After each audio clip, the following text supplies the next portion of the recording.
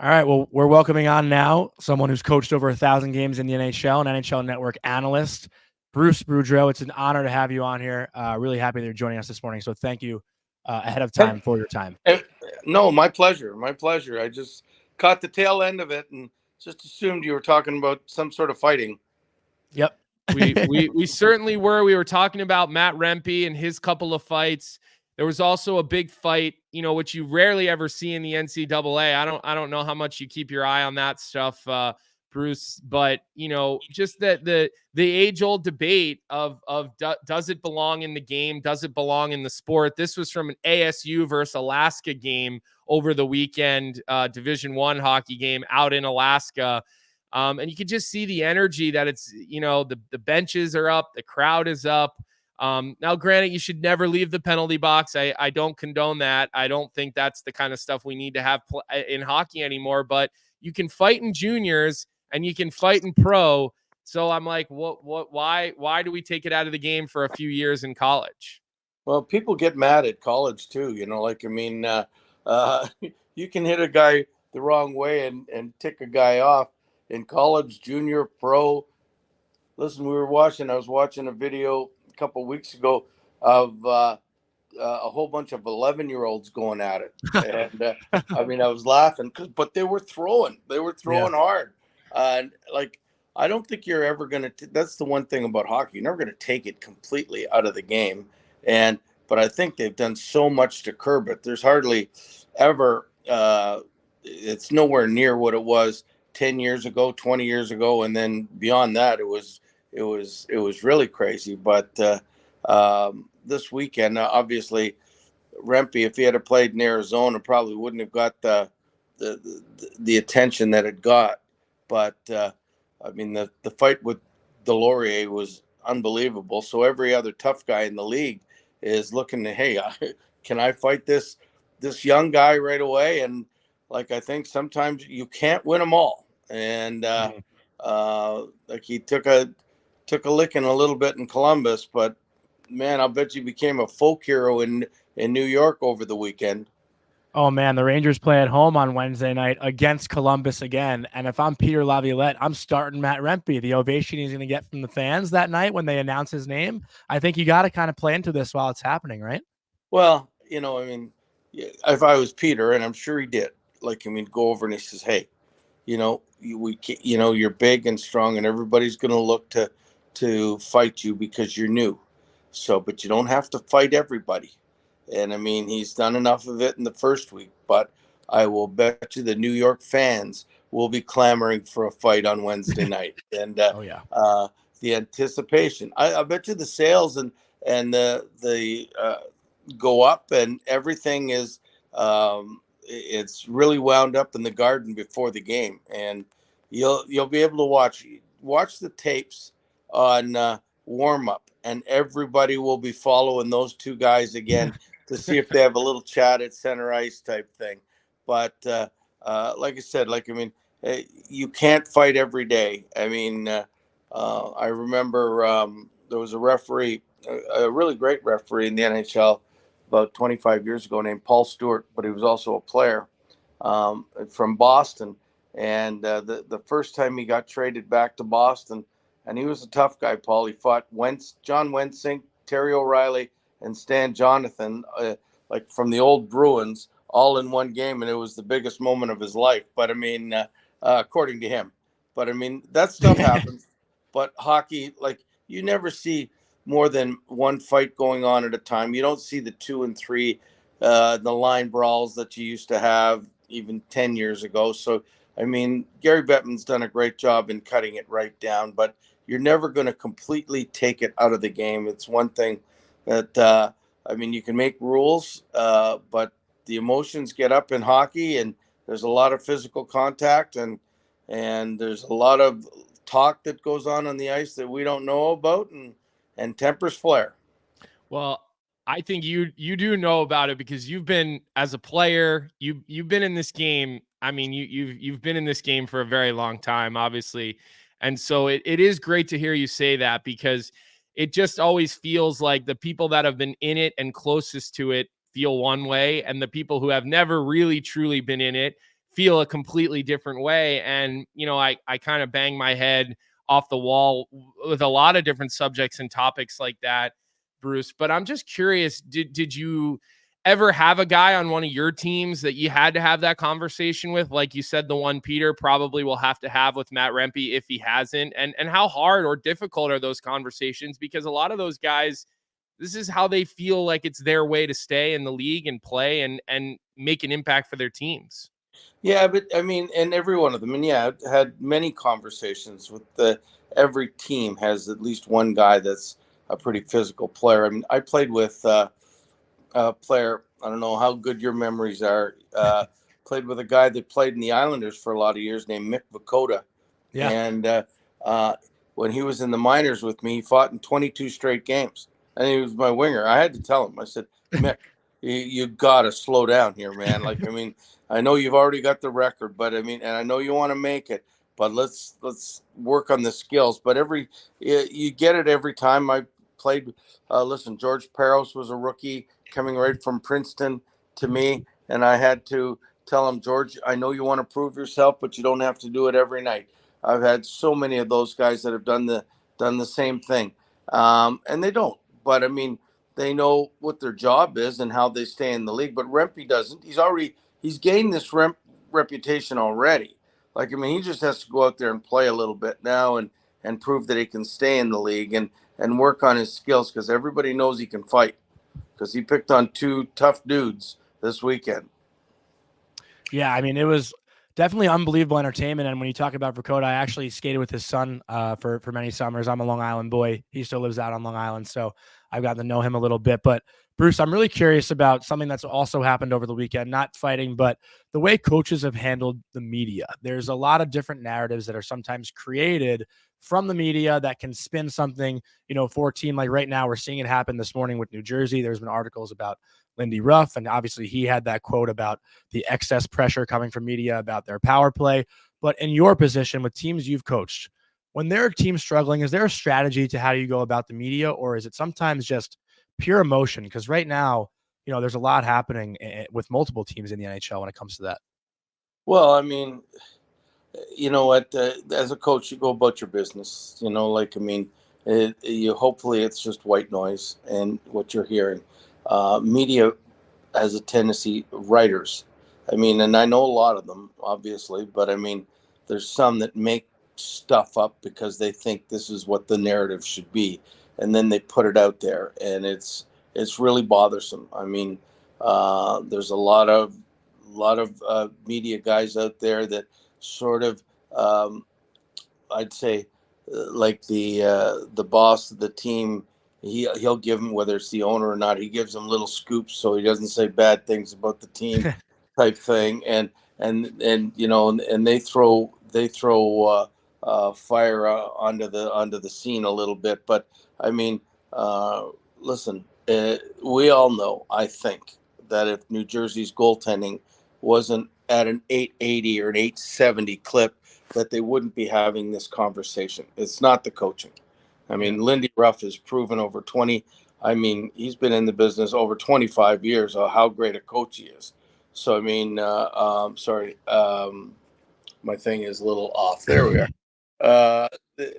When you're holding it in the air with your phone, it's getting a workout. Yeah, you need a tripod or something.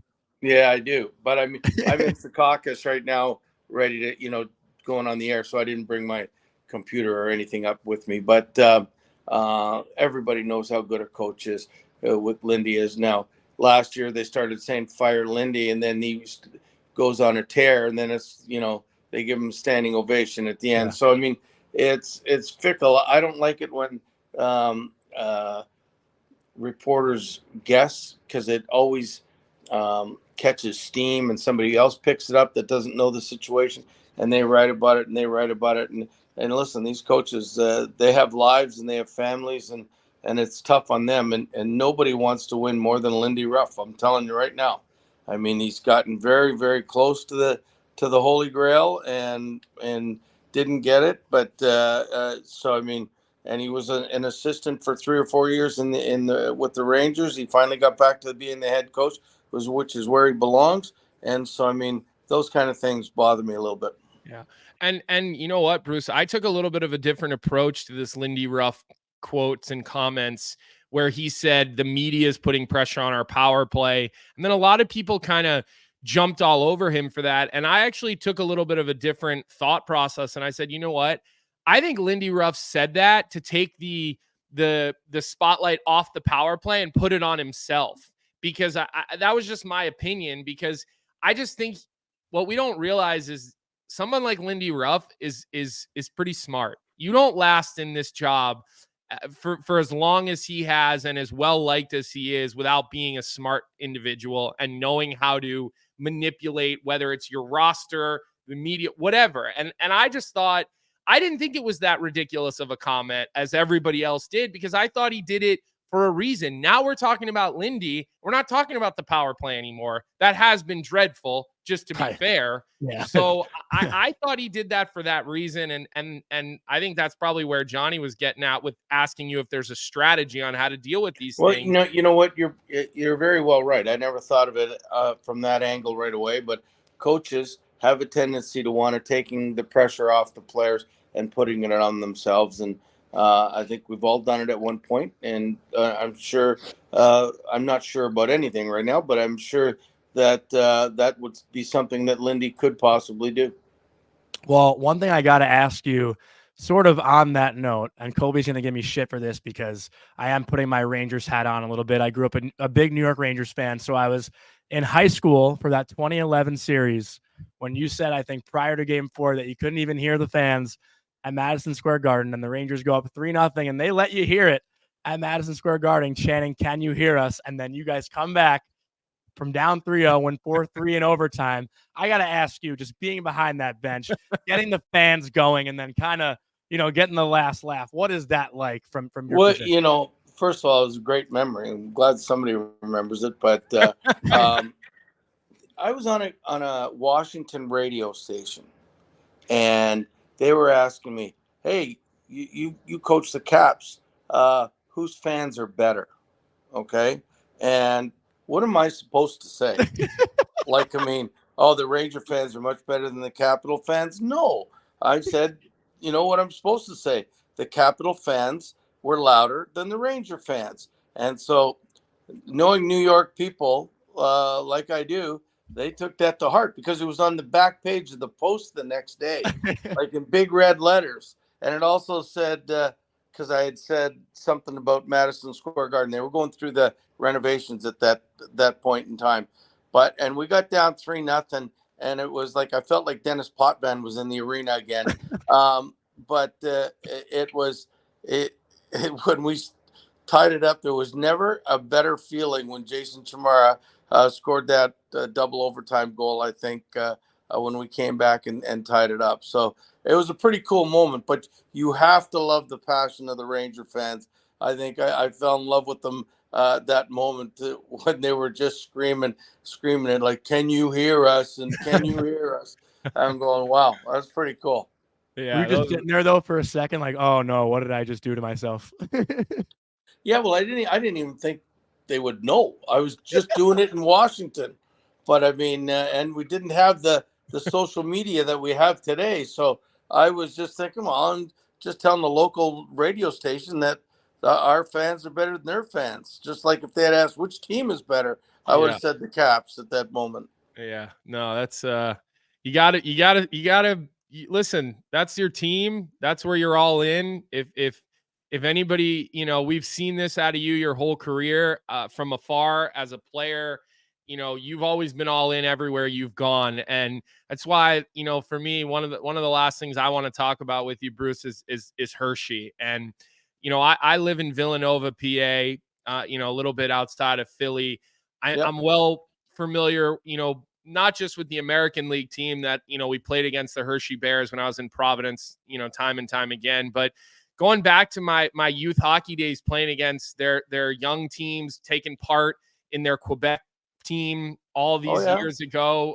Were you on the Hershey Quebec team? 100 years ago, it seems like. Wow. Was Doug Yanks still the man? He was around, and I remember him. And I've skated in the old Hershey Park building. Yeah.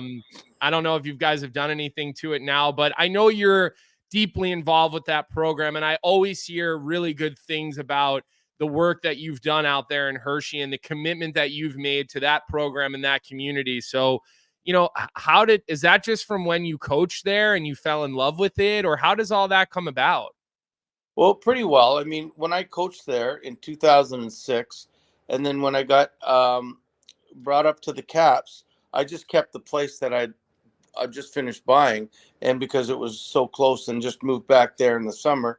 And then when I went to Anaheim, I kept the place because I didn't want to live in California in the summer. And so, I mean, and then when I got let go in Minnesota, I thought, where do we want to live? And it seemed like it was sort of local. Like, I mean, my kids are all over the place, but I mean, and we loved it there so much. We went there. We started a junior program. Now we're going to have 2 junior teams there, and we play it in the old barn, which is Amazing. fabulous. Yeah, Amazing. I mean, it seems like I have most of my friends there. So I mean, and we're starting to get involved in me and my wife and son in the minor hockey organizations there. So, and we still go to the Bears games. So I mean, it's a fabulous community, and if you've been to Hershey, they're sold out every night. So I mean, it's Every night. very similar to Providence. I mean, I hated going to Providence just because they always had good teams. But I mean, it's a really great town. I'm glad I'm there. Yeah, that's great. Like I said, I'm not far from there, so we hear about it. I'm slowly inserting myself. My wife and family and I just moved back from Chicago because that's where I was doing TV the last couple of years for them. And now that I'm back in this Philly area, Bruce, I've started to sort of insert myself and do some stuff with youth hockey. So I'm kind of getting up to speed on it all around here. But Cool. I got one last question for you, and this has been something Jonny and I have been arguing and fighting and yelling and screaming at each other over. And he's brought the whole Rangers fan base down on me. I've got the support of every other fan base around the NHL, but we've been going at it about Alexis Lafreniere on this show now for the last couple of episodes. And while I have said I think this kid has really developed, this is the first time in his career he looks like a top 6 player. Jonny has bet me that he sees Alexis Lafreniere. We never made a bet. Yes, we did. He bet me, and we have receipts to prove it, that he sees Alexis Lafreniere as a 100-point type of player in the NHL. Me personally, I'm like, I could see him being a 30-goal, 40-assist type of guy, grow into that. This is a guy who's got 39 points career high, 300 games or so into his NHL career. Do you think this is a 100-point player in the NHL? I mean, am I crazy here? Go easy on me, Bruce, please. Well, I think he's a good player. And I think, if you look at in past history, Guy Lafleur didn't take off till his 3rd year, 4th year in the NHL, but he's not Guy Lafleur. And I think he's going to be a really good player. I just don't see wingers, unless your name is Kucherov, getting that kind of points. You look at all the players that get 100 points. I mean, when I'm thinking this year, I mean, you've got McKinnon, you'll get the McDavids, you'll get Draisaitl, you'll get Pedersen, you'll get Miller. They're all centermen, and those are the guys that get 100 points plus. That's why Kucherov is such a special player. Austin Matthews, these are the centers are the guys. When you play wing, a lot of times you're sort of limited, like Pasternak, as great as he is. If he gets 100 points, and he's the best winger in the league, I would think that pure winger, that it's going to be a great season. I don't know, 75, 80 points. I think that would be classified a tremendous get for him. But he certainly, I think now that he's established himself as a top 6, that, I mean, and playing with the guys he's playing with is capable of getting those kind of numbers. I mean, it was unfortunate last year because he was playing in a top 6 even last year until they traded for Tarasenko and Kane. Then all of a sudden you get bumped down a little bit, and does a little something to your ego a little sometimes. And he's not getting first power play time too. But it seems like Bruce kind of sides with me a little bit more than you there, Colby. No. I'm not gonna. I didn't Not throw even. it to the 100. I said 80. So I know. like I was sort of in the middle, right? Trying to get neither one of you guys mad at me. You're being kind. You're being kind. But we do have a couple more for you. Just want to thank you again for your time. But something I'm curious about, and I've actually, I do cover the Rangers. So I have asked Pierre Laviolette this question, but I think that every coach and every team and every situation is a little bit different. But with your experience behind the bench, do the fans ever somewhat dictate maybe your decision making at any point? Like when a guy is maybe one goal away from a big milestone or having a big game, or there's, maybe let's say Patrick Kane returning to his hometown team, like something like that along those lines. Is there ever a moment where the fans, whether you're home or away, can affect a coach's decision making? I don't really think so. Maybe at the start of the game, you start him. You start a guy that's traded and you go against his old team and you play it. If there's an empty net situation and it's a 2-goal empty net thing and a guy's got 2 goals, you might put him on. But it depends on where you are in the schedule or in the standings and everything. But I can't remember me going out of my way to do something like that just for the player if it was something you wouldn't do to win a game. Now, if you're winning by a lot, you do things, you play guys a little bit more. Like, for an example, 2 years ago, JT Miller had 98 points going into the last game. He got a point early. Like, I just kept double shifting him because we were out of the playoffs. It's the last game of the year, and Winger. to do everything to try to score that, get that 100th point, and he didn't get it that night. But those are the things that coaches will do, I think. But I don't think they'll do anything. Winning is always the most important thing, and we never lose sight of that. And I got to ask you one more, just because you coached Alexander Ovechkin for a long time, but I know deep down you're a big Toronto Maple Leafs fan. So when it comes down to it at the end of the day, who are you rooting for to have the all-time goals record, Alexander Ovechkin or Austin Matthews? Well, it's going to take Austin another 8 years or 9 years to maybe 10 years to break it. I mean, because when you get older, you're supposed to get slower. That's what Alex is doing right now. But I mean, as a Toronto boy playing for the Leafs, sort of have to be a Leaf fan. But Our producer loves this, by the way. Yeah.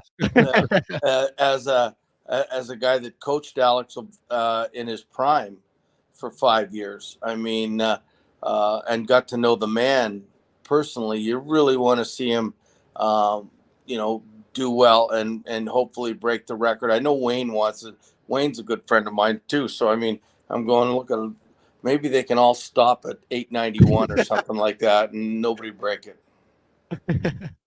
Just want everyone to win. But Bruce, we really appreciate your time this morning, and it's been a lot of fun watching you on NHL Network, and definitely hope to see you back in the league someday if you still want to coach. I would like to. I wouldn't say no if anybody asked me. Just putting it out there. All right. Well, there you go. We got to clip that. We got to make sure we get it sent around. But yeah, great talking to you. It has been, when you talk on NHL Network, hockey fans should make sure they're not looking at their cell phones. They should listen, because you've been around the game forever. You've done it at every level. You weren't handed a red carpet and said, here's an NHL bench. You had to play your way through, coach your way through. So it's great talking to you here this morning. Thanks for your time, Bruce. Oh, thanks. Appreciate it, guys. You continue to have a great show. Okay. I have one favor, though, before you go, Bruce. Okay. Next time you're around the Hershey Bears, Chase Prisky is one of my best friends. Can you please give him a hug for me? I'll do that. Okay. Thank you. Appreciate it. Have a good one.